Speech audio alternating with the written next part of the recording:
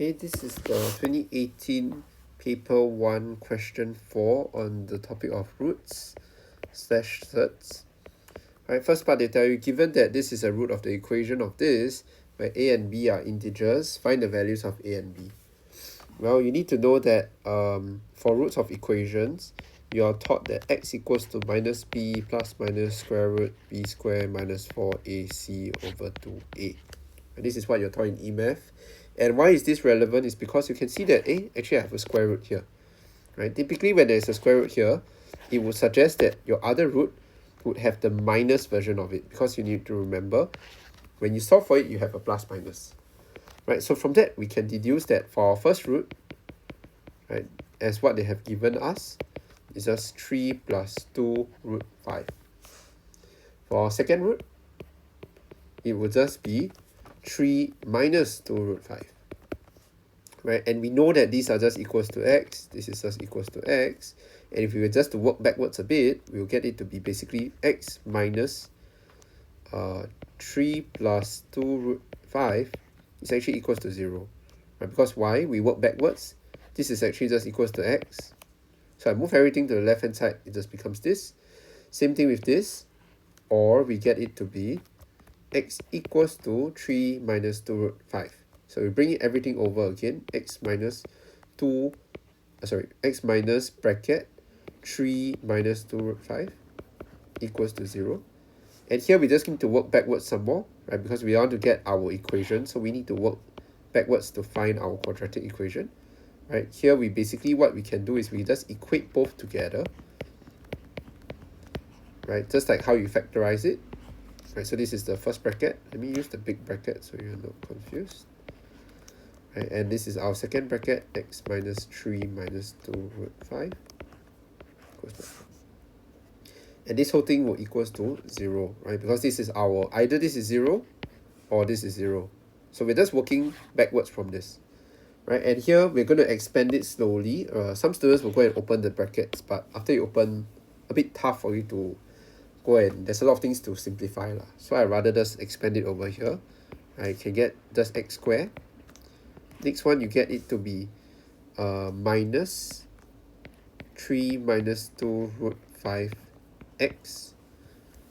This thing again, another minus 3 plus 2 root 5x. And the last one,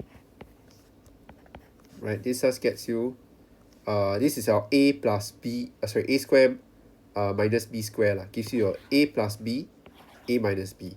So if we were to square it up, we just get it to be equals to, our a is 9, right, and our b is basically, right, 2 and 2, so don't forget that, we get it to be 4 times 5.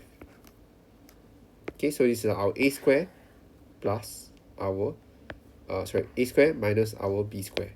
Right, a squared is my 9, b squared is my 2 root 5, the whole thing square. So I get it to be 4 root 5.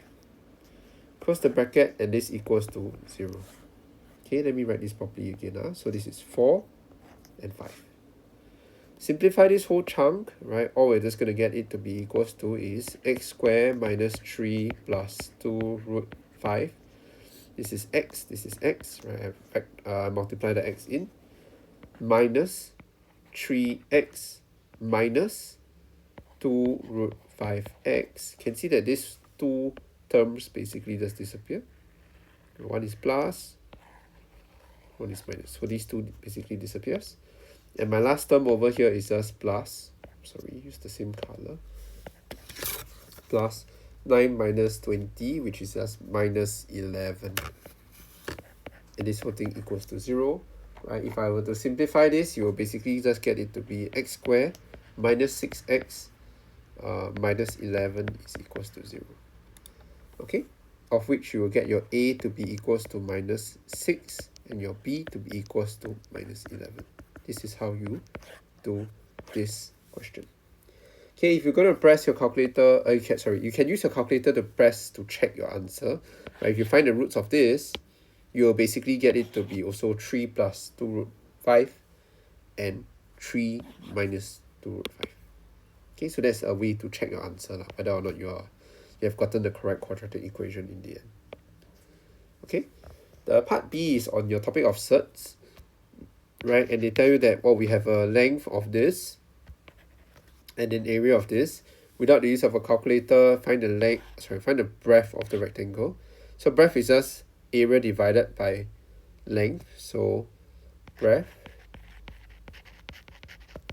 area is 24 plus root 48, right, divided by your length, 6 plus root 12.